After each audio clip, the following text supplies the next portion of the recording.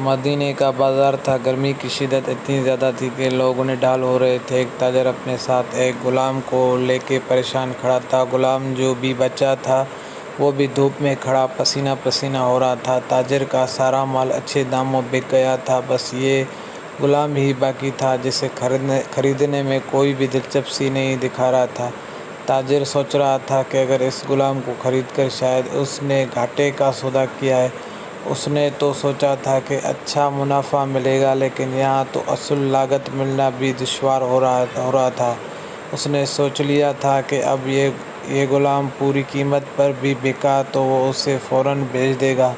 مدینہ کے ایک لڑکے کی اس غلام پر نظر پڑی تو اس نے اس تاجر سے پوچھا کہ یہ غلام کتنے کا بھیجو گے؟ تاجر نے کہا میں نے اتنے میں لیا ہے اور اتنے کا ہی دے دوں گا۔ اس لڑکے نے بچے پر ترس کھاتے ہوئے اسے خریدنے کے لیے تاجر نے بھی خدا کا شکر ادا کیا اور واپسی کی راہ لی۔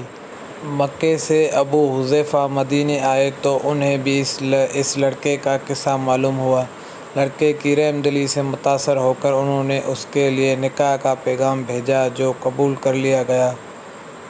یوں واپسی پر وہ لڑکی جس کا نام ثبیتہ بنت یلار تھا، انہی کی بیوی بن کر انہی کے ہمراہ تھی اور وہ غلام بھی مالکن کے ساتھ مکہ پہنچ گیا۔ ابو حذیفہ مکہ آ کر اپنے پرانے دوست عثمان ابن عفان سے ملے تو انہیں کچھ بدلا ہوا پایا اور انہیں ان کے رویے میں سردموری محسوس کی۔ انہوں نے اپنے دوست سے استفسار کیا کہ عثمان یہ سردموری کیوں؟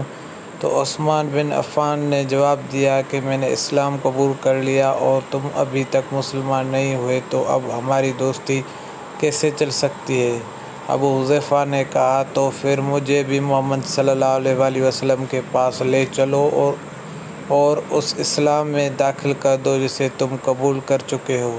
چنانچہ حضرت عثمان غنی رضی اللہ تعالیٰ عنہ نے انہیں نبی اکرم صلی اللہ علیہ وآلہ وسلم کی خدمت میں پیش کیا اور وہ کلمہ پڑھ کر دائرہ اسلام میں داخل ہو گئے۔ گھر آ کر انہوں نے اپنی بیوی اور غلام کو اپنے مسلمان ہونے کا بتایا اور ان دونوں نے بھی کلمہ پڑھ لیا۔ حضرت ابو حذیفہ رضی اللہ تعالیٰ عنہ نے اس غلام سے کہا کہ چونکہ تم بھی مسلمان ہو گئے ہو اس لیے میں اب تمہیں غلام نہیں رکھ سکتا، لہٰذا میری طرف سے اب تم آزاد ہو۔ غلام نے کہا آقا میرا اب اس دنیا میں آپ دونوں کے سوا کوئی نہیں ہے، آپ نے مجھے آزاد کر دیا تو میں کہاں جاؤں گا؟ حضرت ابو حذیفہ رضی اللہ تعالیٰ عنہ نے اس غلام کو اپنا بیٹا بنا لیا اور اپنے پاس ہی رکھ لیا۔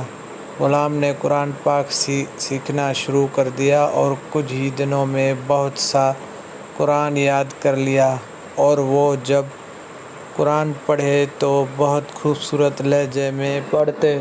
ہجرت کے وقت نبی اکرم صلی اللہ علیہ وسلم سے پہلے جن صحابہ نے مدینے کی طرف ہجرت کی ان میں حضرت عمر رضی اللہ تعالیٰ عنہ کے ساتھ حضرت ابو حذیفہ رضی اللہ تعالیٰ عنہ اور ان کا یہ پالک بیٹا بھی تھا۔ مدینہ پہنچ کر جب نماز کے لیے امام مقرر کرنے کا وقت آیا تو اس غلام کی خوبصورت تلاوت اور سب سے زیادہ قرآن حافظ ہونے کی وجہ سے انہیں امام چن لیا گیا، اور ان کی امامت میں حضرت عمر رضی اللہ تعالیٰ عنہ جیسے جلیل القدر صحابی بھی نماز ادا کرتے تھے۔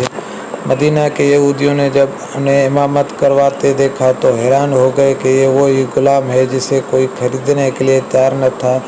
آج دیکھو کتنی عزت ملی کہ مسلمانوں کا امام بنا ہوا ہے۔ اللہ پاک نے انہیں خوش گلو اس قدر بنایا تھا کہ جب آیت قرآن تلاوت فرماتے تو لوگوں ہر طرف محبوبیت طاری ہو جاتی اور راہ گیری تھک کر سننے لگتے۔ ایک دفعہ ام المومنین حضرت عائشہ رضی اللہ تعالیٰ عنہ رسول اللہ صلی اللہ علیہ وسلم کے پاس حاضر ہونے میں دیر ہوئی۔ آپ صلی اللہ علیہ وسلم نے توقف توجہ پوچھی تو بولے کہ ایک قاری تلاوت کر رہا تھا، اس کی سننے میں دیر ہو گئی، اور خوش اخلاقی کی اس قدر تعریف کی کہ حضرت محمد صلی اللہ علیہ وسلم خود چادر سنبھالے ہوئے باہر تشریف لے آئے۔ دیکھا تو وہی بیٹھے تلاوت کر رہا ہے۔ آپ صلی اللہ علیہ وسلم نے خوش ہو کر فرمایا، اللہ پاک کا شکر ہے کہ اس نے تمہارے جیسے شخص کو میری امت میں بنایا۔ کیا آپ جانتے ہیں کہ یہ خوش